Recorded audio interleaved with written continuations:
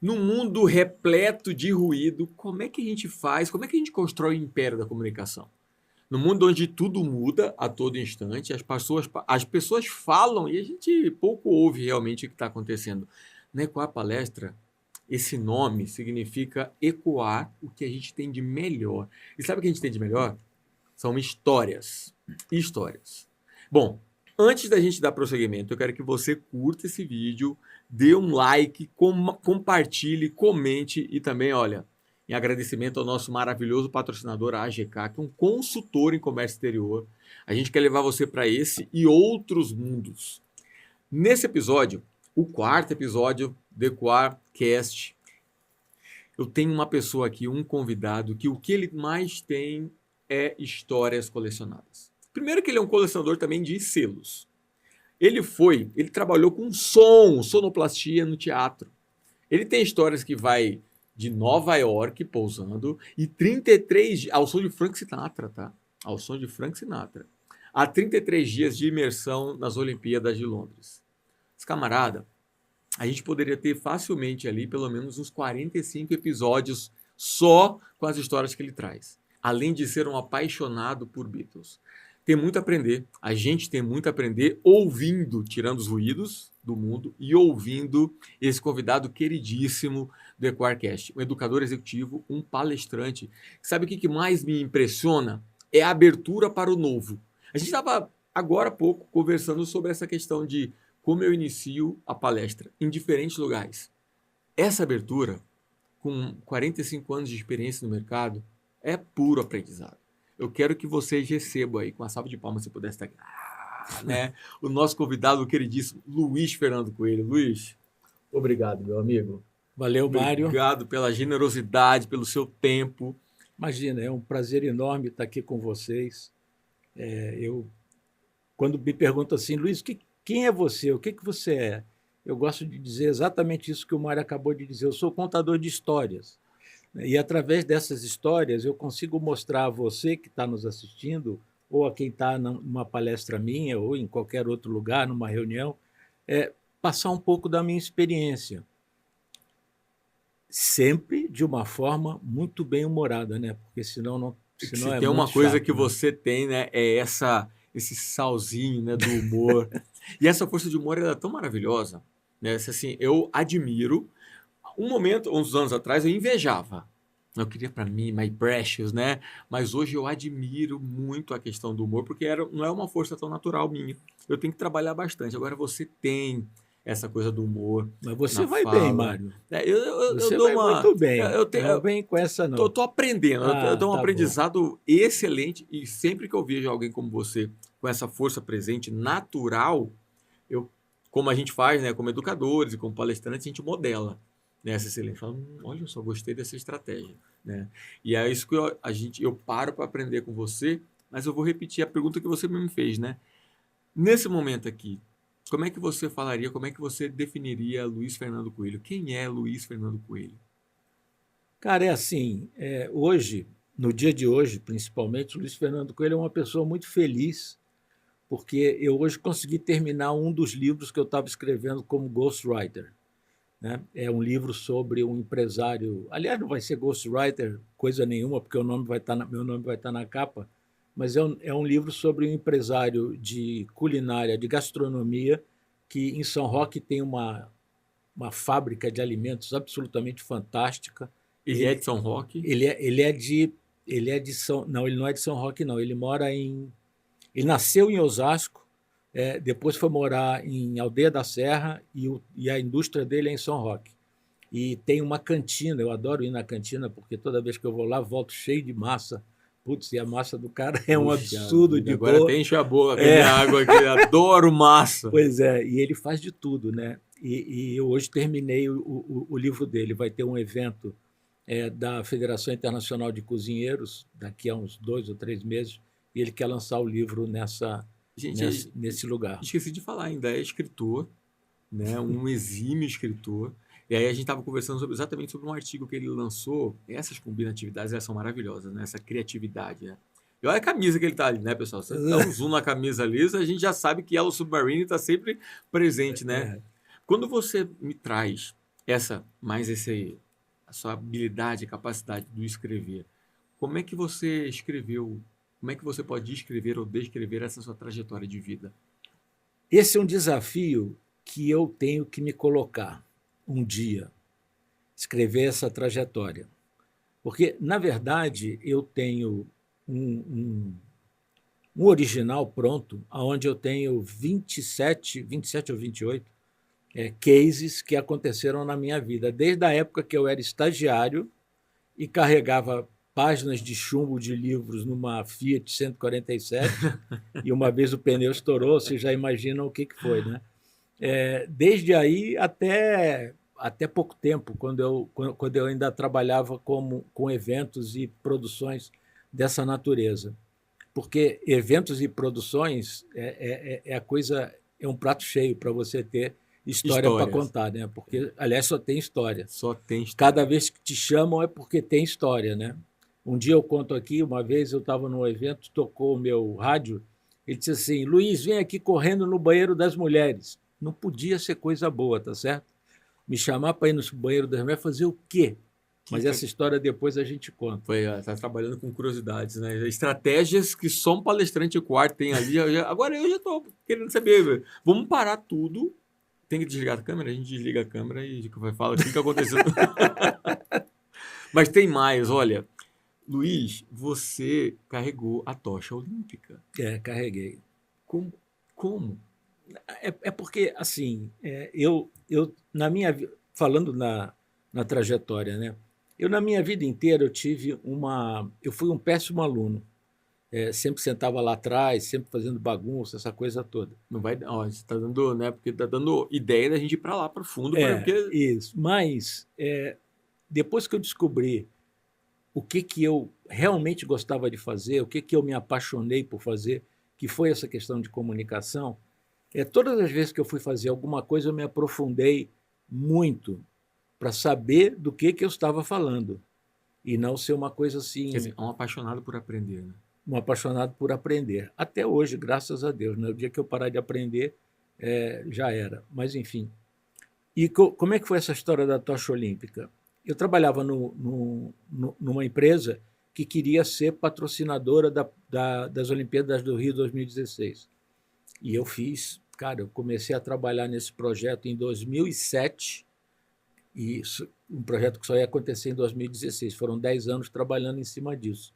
E, no meio do caminho, uma das coisas que a gente fez foi trazer quem fez Olimpíadas no mundo. Então, eu trouxe uma pessoa do Royal Bank of Canada, trouxe a diretora de marketing do Westpac, que é um banco da Austrália, e trouxe a diretora de marketing do Lloyds Bank, que era o patrocinador das Olimpíadas de Londres 2012.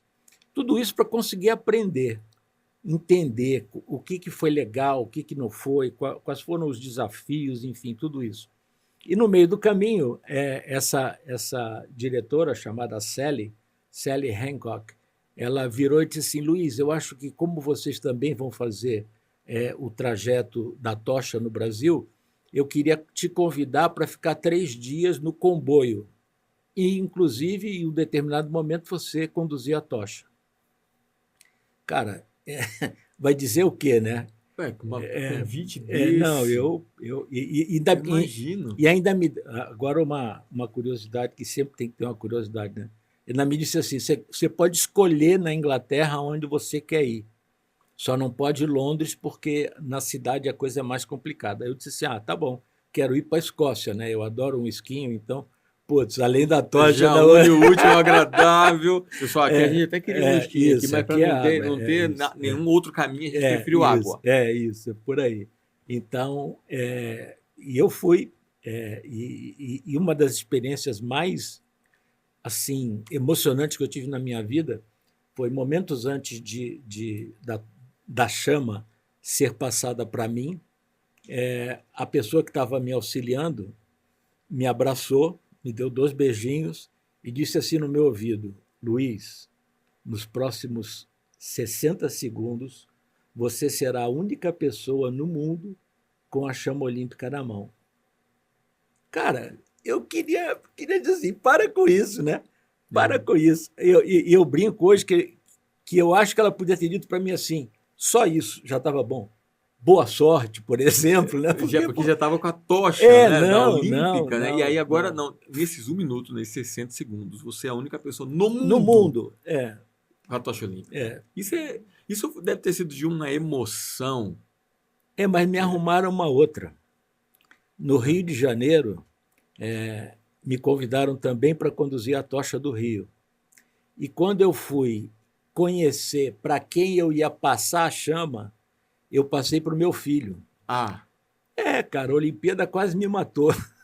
Meu pai, mas como é que foi essa experiência do... Cara, foi sensacional, né? Ainda me colocaram em Teresópolis, que é uma cidade na Serra do Rio de Janeiro, né? Que é onde meus pais moravam, que assim tinha a oportunidade serendipidade também, total, exatamente. Né, E eu tive uma identificação tão grande com essa turma que nesse dia depois meu filho me falou uma coisa assim, pai, você reparou que eles fizeram uma coisa que eles nunca fizeram num tour da Tocha Olímpica? Eu disse assim, Rodrigo, não saquei. Ele falou, pai, tem uma foto nossa, tô eu, você, a Renata, que é a esposa dele, a Priscila, que é minha esposa, e a Alice, que é a minha neta. Não se para o Tour da Tocha para tirar fotografia. Estávamos os dois com a chama acesa ainda, e aí depois ele foi e eu tenho essa foto. E tem essa foto? Tem. A gente vai ver se a gente coloca essa foto aqui. Você com a tocha, seu filho e a família. Que história é essa? Maravilhosa essa história. Essa história é uma grande história, mas, veja, igual a essa tem um monte, né? Que essa tem uma relevância que o evento em si, ele te dá. Né? Não é todo dia que tem uma Olimpíada. Não é todo dia que você é convidado a simplesmente carregar a tocha olímpica. Né? Isso aí é um quadrinho que eu queria dar um tique, né? Mas talvez não vai dar, então eu vou ficar com essa sua emoção de carregar a tocha olímpica, porque ela é realmente maravilhosa. A gente teve uma entrevista no podcast com um campeão olímpico, né? O Edson. Né? Ele estava aqui, se eu não me engano, foi o primeiro episódio que a gente fez. Né? E aí ele é do bobsled brasileiro, né? Nossa! E também foi um atleta do Decathlon. Uma coisa inédita. Uma coisa assim incrível. A história dele é maravilhosa também, tem umas histórias boas. Depois eu vou conectar para a gente escrever um livro dele. Vai ser uma boa, né? Agora, você vive de histórias, né? Você é um contador de histórias que vive das suas histórias e você emociona as palestras e os palcos com elas. Isso. Né? Como é que você constrói essa sua experiência para o palco? Na verdade, eu detesto essa palavra, mas vamos lá. Eu construí um protocolo. E dentro desse protocolo, eu tiro algumas histórias, dependendo do tempo que eu tenha para desenvolver, eu tiro 1, 2, 3 histórias para poder exemplificar o que eu estou dizendo. Eu digo que eu comecei a empreender, na verdade, esse ano, depois do educador executivo. Porque durante 7 anos da minha vida, eu virava para o mercado e dizia assim, olha, aqui tem um baita estrategista de marketing, planejamento, não sei o quê. Esse é o problema de você ter multitarefa, né? Porque a pessoa ouve... A gente fala sobre isso bastante. Bastante, né? E você me convenceu. E aí... Teve uma hora que eu olhei e disse assim, cara, o cabelo branco para isso não ajuda. O cabelo branco para isso atrapalha. Porque quando a pessoa vê um consultor de marketing, de comunicação, ele normalmente quer um cara mais jovem, não quer um tiozinho. Isso é quase que um etarismo, né? Mas a gente sabe que é assim, né, mano? A gente sabe tem que essa realidade, infelizmente, né? E assim, eu já que percebi, sabe, vou trabalhar em cima dela. Quem perde somos nós, as empresas, porque com a expertise que você tem, né? Mas enfim, é a realidade que se põe. E aí o que eu fiz? Eu consegui finalmente pescar um pedacinho dessa história que eu tanto trabalhei na minha vida, que é essa questão de você saber se comunicar. Veja, eu digo que eu estou antes da rede social, eu estou antes da inteligência artificial, eu estou antes de tudo. Porque o que eu quero que você saiba é assim, o que é que você vai comunicar? Qual é o teu editorial? O que você tem para compartilhar? Porque o que a gente vê, eu faço rede social, faço um monte de posts, não sei o quê, mas sem e nenhum aí? tipo de Sem nenhum tipo de conexão, conexão, alinhamento. alinhamento. Inclusive, uma experiência, até gostaria que se você pudesse compartilhar, né? Se você tocou na questão do multicompetências. Isso tem uma coisa que você é multicompetências. Além dessa multicompetência, você é uma pessoa que é repleto de histórias magníficas e assim, você consegue transformar uma história simples numa história magnífica também. Então, se você é repleto de histórias, né? Qual foi o desafio nessa construção de uma palestra, de uma aula, para, opa, deixa eu pegar essa história aqui, deixa eu pegar essa competência aqui, como é que foi isso daí para você? O desafio foi, tinha um campo tão aberto e tanta história que eu podia colocar, que eu me lembro a primeira palestra que eu fiz, primeiros slides que eu desenhei para uma palestra, eu chamei minha esposa é consultora de recursos humanos, né? Eu chamei ela e disse assim, Priscila, vem cá, dá uma olhada aqui. Aí ela entrou, olhou, eu tenho um guarda-roupa onde eu trabalho e eu prendi uns papeizinhos. Aí ela virou para mim e disse assim, Luiz, o que é isso aqui? Eu disse assim, não, são os meus slides da palestra. Eu disse assim, é? Ah, que legal. Quantos tem? Aí ela virou para mim e disse assim, eu virei para ela e disse assim, tem 300. Aí ela virou para mim e disse assim, Luiz, mas 300 slides? Que porcaria de palestra é essa? Aí ela virou para mim e disse assim, não quero nem ver. Não quero nem ver. Quando tiver 10, você me chama de volta, porque até lá não vai ser. Ótima mentora ela foi, ótima mentora. Ótimo, dentro de casa, né? Então com isso, esse foi o desafio, né? Como é que eu saio de 300 para 10? É muita história, é muito slide. É muito slide, né? É. Porque a gente tem a mania de fazer com que o slide seja a sua muleta. E o slide não é para ser a muleta. Não. O slide tem que ser instigante e ele tem que te ajudar naquilo que você vai fazer, naquilo que você vai contar, né? Então, para chegar nesse ponto não foi muito simples. Olha, palestrante ECOA precisa conectar e construir essa experiência sem muito slide. Se possível, sem nenhum slide. Eu fiz a experiência do nenhum slide, foi uma experiência maravilhosa. Da primeira vez. Na segunda eu não estava, até comentei no curso que a gente fez, dei o feedback para todo mundo, porque eu acho que é importante, quando você está numa comunidade que te suporta, suporta no sentido de agrega, é companheiro, você compartilhar as suas dificuldades, aonde você fez uma coisa que deu errado, porque isso pode ser útil para alguém que está na mesma situação, dúvida. né? Sem dúvida. Então, a segunda vez deu ruim. Quer dizer, não deu ruim, mas a gente tem uma... Todas as vezes que eu pego alguém para falar sobre a comunicação da pessoa com os seus públicos, a primeira coisa que eu falo é o seguinte, esquece julgamento.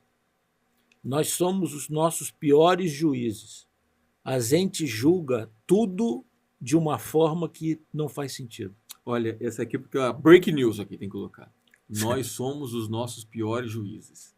Isso aí é tão real e para muitas pessoas tão concreto, né? Porque é isso que sobe, que na ECOA, uma das coisas que a gente provoca é vamos subir com a nossa história.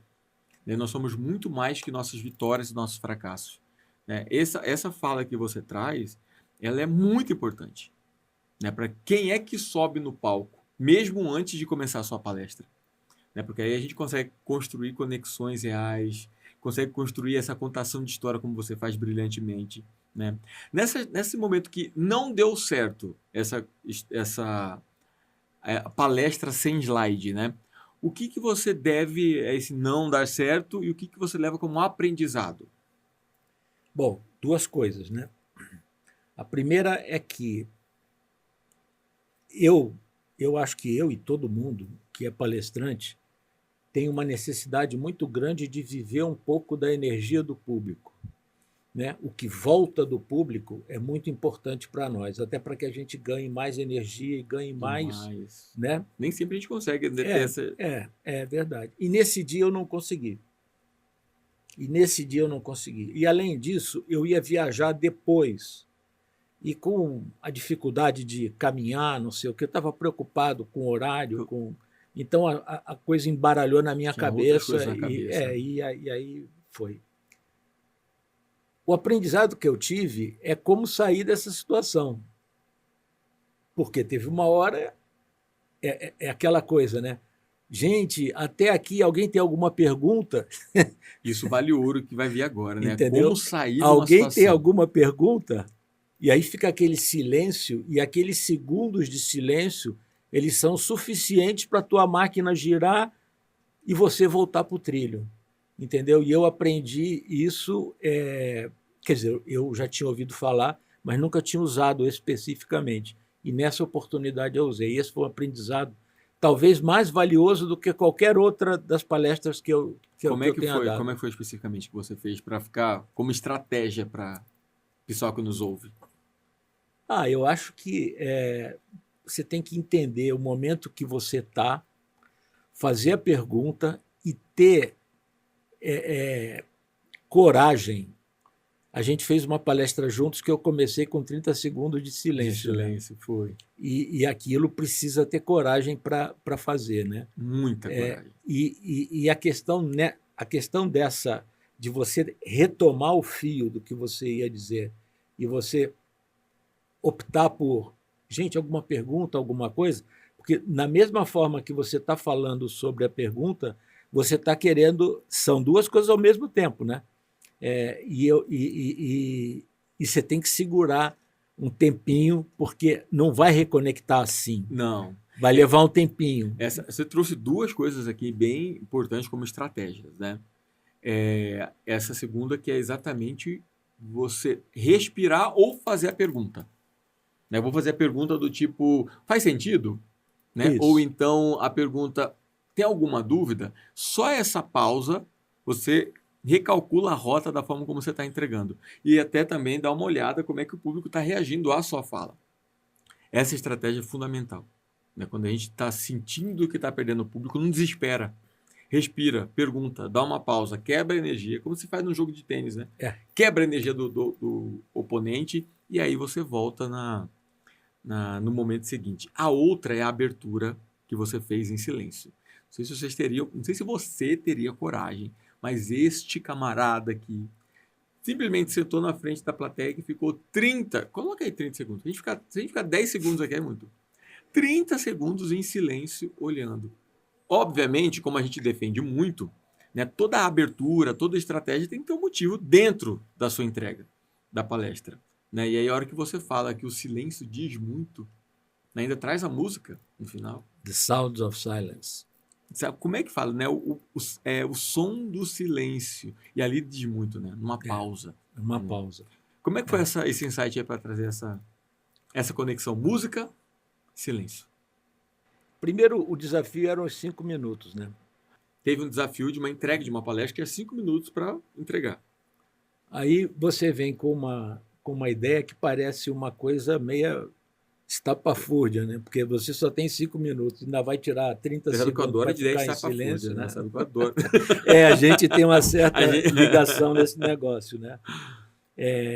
E aí eu fiquei pensando, eu já tinha a metodologia na cabeça, mas não sabia como fazer a abertura.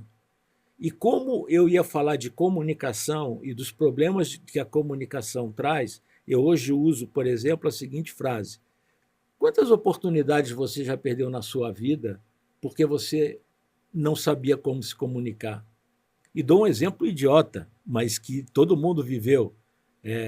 Você que é homem, você que é mulher, quando foi a uma festinha, viu aquele cara bonitão, aquela garota linda, e você chegou do lado dela e disse assim: para que time você torce? Não dá, né, gente? Não dá, né? Bora passar para a segunda fase agora. Não dá para continuar. Então, quando esse negócio apareceu na minha cabeça, eu me lembrei da música. E que a música fala, né? Que as pessoas falam e as outras não escutam. Não escutam, As sim. pessoas ouvem e as pessoas não entendem. E é isso que acontece hoje. Eu estou falando aqui, se você é uma coisa que eu uso também. Não existe brainstorming, existe warm storming, né? Eu quero que a minha ideia seja a que vai prevalecer. Então, estou pouco me lixando do que você vai estar dizendo, do que ele está dizendo, do que você está dizendo. Essa questão de escuta ativa, às vezes, é só blá blá blá. Né? É só blá blá blá. Né? Então, Mário, eu tô trabalhando nesse pedacinho. E eu acho que trabalhar... Por isso que eu digo que eu estou empreendendo há 8 meses. Né? Porque eu aprendi esse pedacinho e estou puxando esse pedacinho para mim. Então, no LinkedIn, no Instagram, nos meus escritos, está tudo voltado para isso. Está tudo voltado para isso. Você vem realinhando, então. Né? Realinhando. Porque você tem multicompetências, como você colocou. Né? Então, quando a gente fala sobre muita coisa, as pessoas falam, mas o Luiz faz o quê? Faz o quê? Fala o quê? O que ele resolve? Além de cozinhar, colecionar carrinho de autorama. Só ele é o chefe de cozinha oficial da família. Imagina. Eu adoro uma geladeira cheia de potinho. O problema é fazer de novo, né? Tem que fazer de novo. Eu tenho que experimentar. Eu adoro comer. Eu quero experimentar essa cozinha que tá maravilhosa ali. Quero ver. Se for como tudo que ele faz de maravilhoso, quer ver como é que vai fazer a situação. Imagine. Mas eu acho que essa descoberta, nesse momento, foi muito importante. Muito importante. E eu estou hoje muito mais gozado. Né? A gente acha que quando você é multi, você está livre. E quando você é um pedacinho, você está preso. Eu hoje estou muito mais livre do que estava quando comecei. Engraçado que quando a gente conversou, você estava numa ansiedade, né? Não por construir, mas pelos resultados de... Né? Só que tem tantas habilidades, tem tantas histórias, fala, mas como é que a gente vai concatenar esses elementos, né? E hoje eu sei que quando você sobe num palco, você me mostrou os feedbacks que você recebe, é extraordinário. Nunca vi algo com esse tipo de entrega, né? A experiência é completamente diferente. Né? Então, assim, é como se você tivesse se encontrado em cima do palco.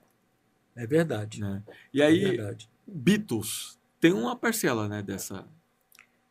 Eu sou o bitomaníaco, né?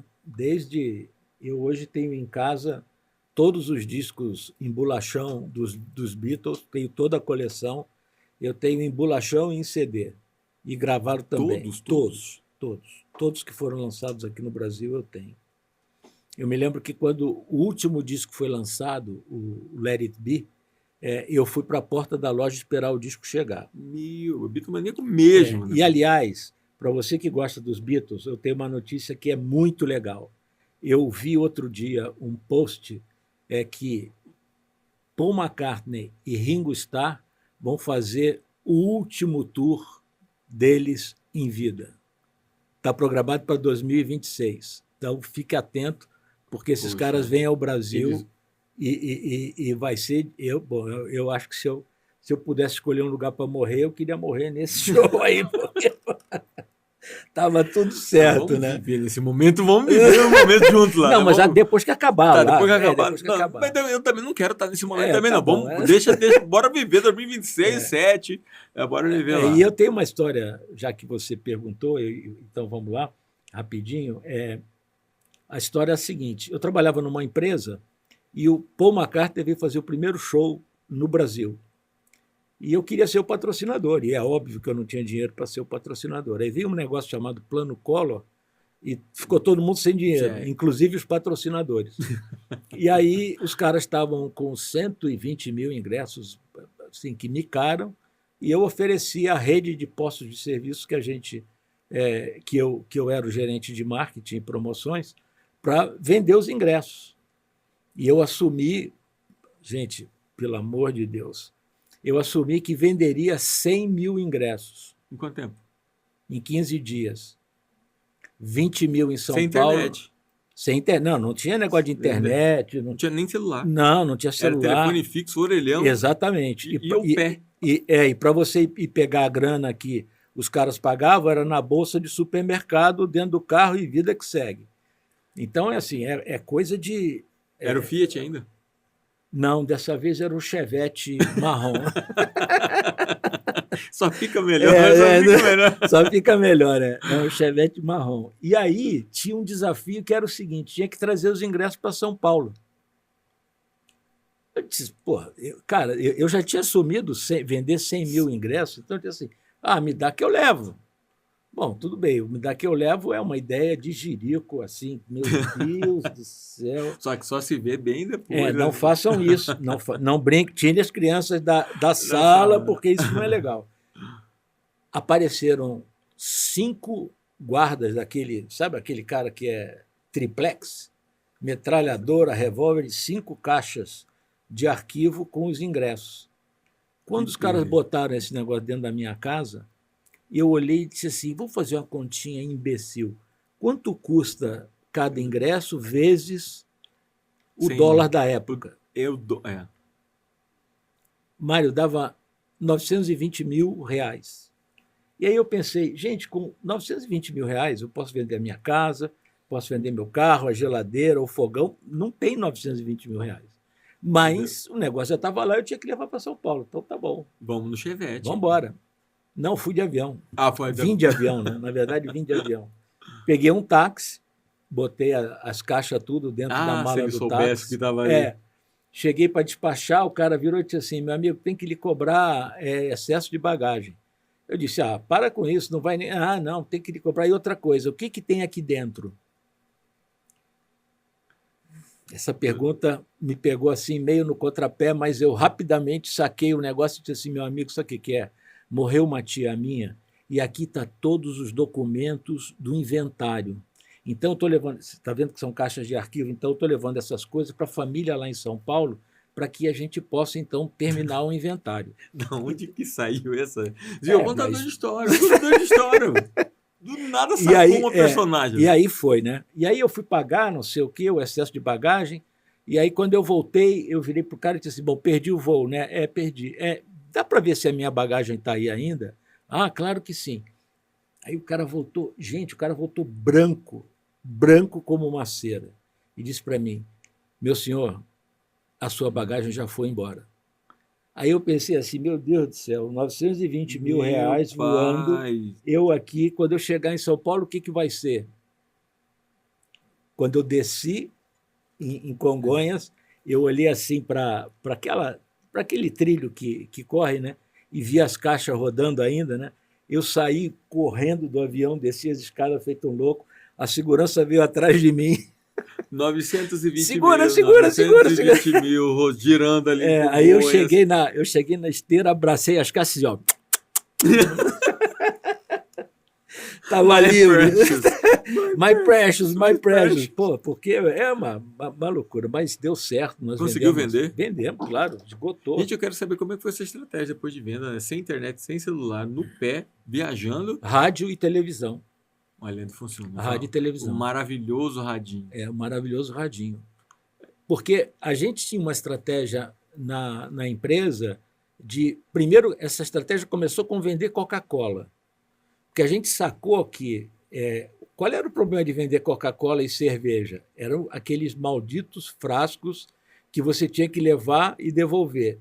Quando você botava aquilo na mala do seu carro, você virava para o frentista e dizia assim, completa de gasolina e completa de Coca-Cola.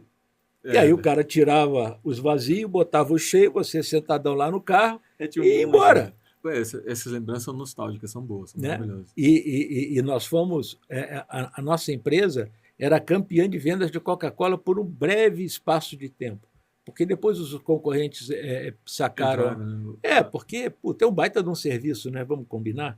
Porque carregar casco de Coca-Cola, vamos combinar, é um porre. É muito chato. Então, foi assim. Como essa experiência da Coca-Cola deu muito certo, a gente passou a fazer um monte de promoção com isso, inclusive vendendo shows. Então, a gente já tinha o traquejo, a gente já sabia como fazer, já tinha o processo. Então, não foi uma coisa assim também... Não. Do nada. Não, né? eu sou louco, mas não sou... Do Neida. Não. Não foi igual... Não. Foi igual... Não, vou fazer a abertura aqui. 30 segundos de silêncio.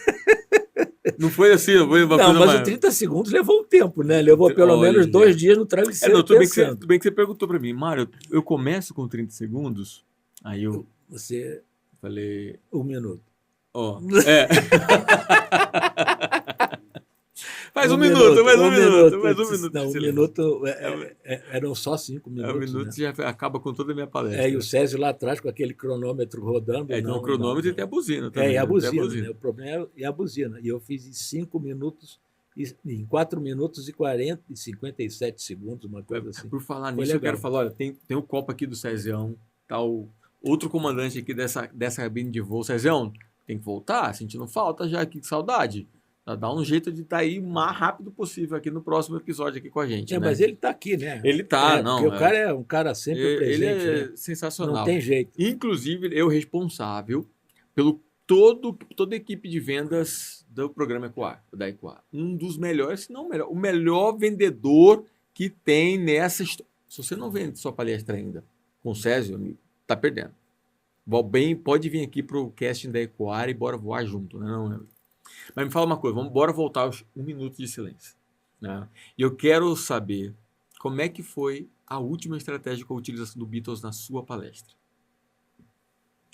A última. Porque uma gafe você já contou. Do Paul McCartney eu já contei, né?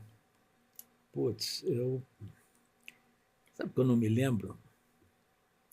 A última estratégia com os Beatles. É porque eu sempre falo dos Beatles, né? Porque não dá para esquecer. Eu sei que você usou pontífice, eu sei que você usou padre. Agora, o Beatles é o seu amor, né? Tanto é que não dá para esquecer, porque eu estaciono na minha casa, tem um pôster de 5 metros por 3 do Paul McCartney preso amor na parede. Mesmo, é um amor mesmo. Tem lá. Bitomaníaco mesmo. Minha mulher queria me matar quando eu botei aquilo na parede, porque o pessoal, os vizinhos, né, passavam e diziam assim, dá para a senhora tirar o carro para a gente poder fotografar? Ela ficava possessa. Luiz, pelo amor de Deus, pelo amor de Deus. Mas depois agora... ela mandou você diminuir 290 slides e você está de boa. Isso está de boa. Afinal de contas, era só tirar e botar o carro de volta. Né? Mas agora a gente conversando aqui tem uma ideia de abertura que pode ser legal, que pode ser bem legal. Isso aí é porque, assim, dentro do nosso programa, uma das coisas que a gente preza muito, né, essa construção da conexão com o público. E a abertura que causa o gancho viral, que causa uma atenção na contação de histórias é interessante, né? Não sei se vocês se lembram, mas o Luiz aqui tacou do nada Depois eu conto essa história, né? E deixou a gente aqui no looping, aqui, querendo saber o que ia acontecer depois, no início da sua apresentação, do nosso episódio aqui, né? Qual é a história? Então, essa onda de você usar uma estratégia para conectar o público, começando com uma abertura impactante, isso aqui faz diferença. E aí a gente estava conversando um pouco antes sobre a abertura da próxima palestra dele, incluir a Beatles, obviamente. Infelizmente, os lugares que eu fui fazer palestra, porque é meio assim, inspiração do Milton Nascimento, né? A gente tem que ir aonde o povo está. E eu não levo nada de som, porque para ter um som vagabundo é melhor não ter. Isso é verdade. E eu queria começar com uma música dos Beatles na abertura. E de preferência aquela Help, né? Porque todo mundo vem junto, inclusive. Exatamente, né? E assim, para quem está assistindo, que fica olhando assim, pô, como é que aquele cara consegue falar, não sei o quê, é meio aquilo, né? Quando ele é chamado a falar, a primeira reação é help, pelo amor de Deus, me ajuda, né? Então, mas eu não consegui isso. É um ótimo gancho, inclusive, né? Então, é isso que eu estou pensando agora. O que eu fiz com os Beatles agora foi o seguinte, eu lancei uma mentoria de 3 sessões que eu estou vendendo. São 3 sessões que vão mexer na comunicação sua com o mundo. Não vou tornar ninguém palestrante, não vou falar de oratória, não vou falar nada disso. Não vou falar de você. E eu chamei essa mentoria de Let It Be. Aí uma pessoa... Se a gente pudesse traduzir nas palavras do educador aqui, né? Não pode, senão o YouTube derruba o vídeo. Tá. Né? Não pode falar Let It Be? Não, pode traduzir para o que... Tá bom. Senão o vídeo é Tá bom, derrubado. não, Né? não, não, não. Pelo Mas amor de Deus. essa nome dessa mentoria é incrível. E aí apareceu uma pessoa que me ligou e disse assim, Luiz, eu não queria essa história de 3 sessões. Eu queria uma coisa um pouco maior, porque eu quero muito trocar com você, eu quero muito conversar com você. Aí eu inventei a segunda, que chama-se Come Together. Come Together. Eu podia cada vez, né, colocar... Entendeu? Eu pensei em chamar... Pode falar outro nome de música? Pode. Pode? Então, eu pensei em chamar The Long and Winding Road. Mas eu achei Come Together mais legal. E a outra também, como é que você ia fazer também para o povo saber fazer? Então é mais comercialmente complicado. falando, ia ficar, né? E se for para o César vender, como é que ele vai falar esse nome desse tamanho, Alfa? Depois tem que conversar com o César para ver se a gente vende esse troço um pouco mais, né? Um pouco mais. E fica no... Mas então é isso. A última estratégia dos Beatles foi essa. A produção aqui, você vê que a produção aqui é maravilhosa. Né? Fica assim, a gente sente energia, perfume, isso. Né? Ele fica colocando... Não, e é legal que a produção almoça e os caras que acham que não, né? Não, mas aqui não tem direito. Aqui você tá na aguinha. Eu vou colocar, se eu ver se é cachaça ou se é água mesmo aqui, né? Eu hoje vou tomar um esquinho só para comemorar essa estada aqui com vocês. E tem uma coisa que a gente precisa comemorar também, que é o seu livro sobre futebol feminino. Que é uma outra história sendo contada. Eu não sei nem se podia, mas já está aqui. Claro. Já está aqui o spoiler aqui para ler o negócio, né? Nós demos entrada na Lei Rouanet e eu não sei quanto tempo vai demorar, porque leva um tempo, né? Eu já tenho... dá tempo de contar a história rapidinho? Dá sim. Porque uma editora me pediu, a mesma editora que está publicando esse livro do chefe de cozinha, me pediu para fazer um livro sobre a história do futebol feminino no Brasil, por conta da Copa de 2027. Tá bom. E aí, de novo, lá vai o cara aqui, internet, pesquisar, fui no Museu do Futebol, fui na biblioteca, fui num monte de lugares, fui em clube, para tentar ver o que já tinha. E eu vi o seguinte, a história do futebol feminino no Brasil já existe. Existem 10 livros. E existem 10 livros com pessoas que escreveram com muito mais competência de falar sobre isso do que eu. E aí eu disse assim, não, então tem que mudar o foco dessa brincadeira. Aí fiquei pensando, igual aos 30 segundos, fiquei pensando, o que eu vou fazer, o que eu vou inventar. E aí eu fiz o seguinte, ao invés da gente fazer a história do futebol feminino, nós estamos fazendo as histórias do futebol feminino. O que é isso? Eu já tenho 50 entrevistas de ex-jogadoras e jogadoras que me falaram qual é a perspectiva delas sobre o futebol. Que maravilhoso. A mais velha tem 69 anos, a mais nova tem 14 anos. Olha só, né? Então você tem um painel de como essa coisa começou e hoje se desenvolve.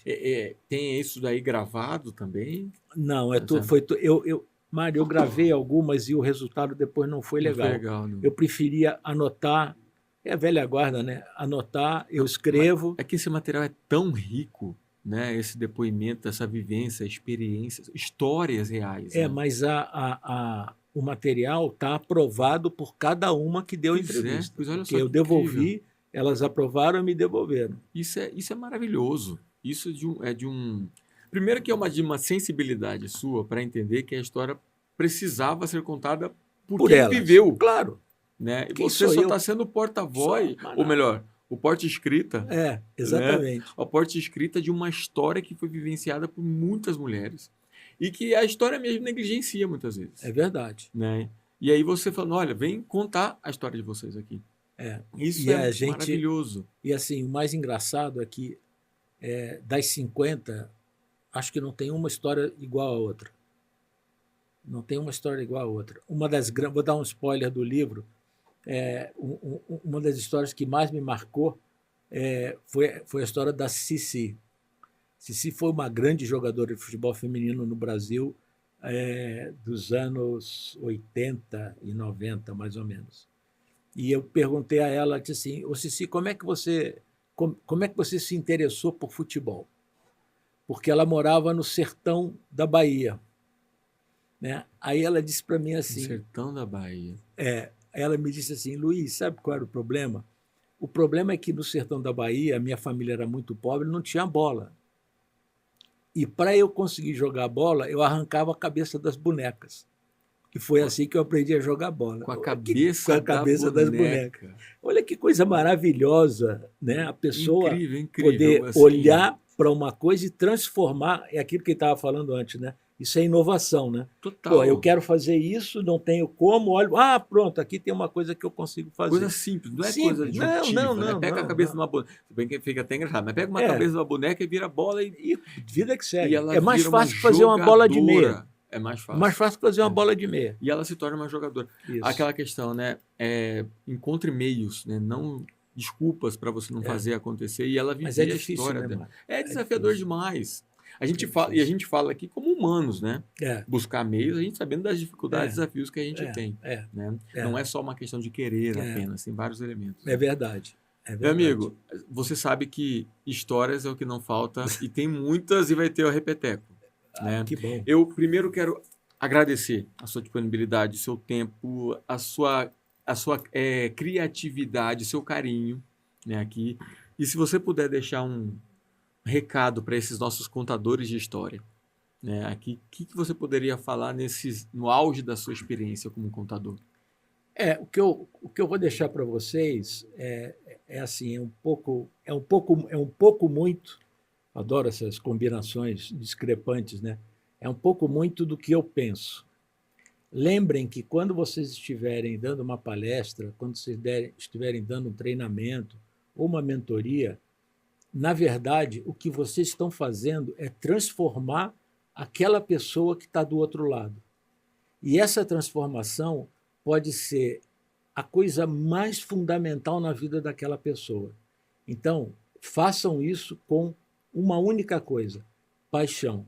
Porque se você não tiver paixão no que você faz, meu amigo, a gente não vai a lugar nenhum. Um beijo para vocês. A paixão, do nada, absolutamente nada surge Não é, gente? Eu tava morrendo de fome e aí eu tinha que almoçar, entendeu? Então a gente tá... E o Luizão, como é muito meu parceiro, eu tenho certeza que ele deu um show aqui. Luiz, obrigado. Valeu, cara. Cara, valeu. Ó, já tô ansioso para assistir o episódio. Eu vou falar. Hein, cara, comi um arrozinho com feijão, tava maravilhoso. Isso aqui é inveja, mas eu vou te falar que você foi lembrado, tá, Cezão? Obrigado, você foi lembrado. Obrigado. E aí agora, pessoal, vai estar aqui presente. Eu vou cobrar também dele ali, né? E como o Luiz colocou aqui, se não tiver paixão, talvez não valha a pena. Aí tá aí, hein? Então, se você quer ecoar a sua voz, bora para esse time daqui. Bora junto com o Luiz. Luiz, obrigado mais uma vez, meu amigo. Obrigado você. Tá? Muito Valeu. sucesso. Obrigado. Bora ecoar a voz, do seu sucesso pro mundo. Bora voar e vem com a gente.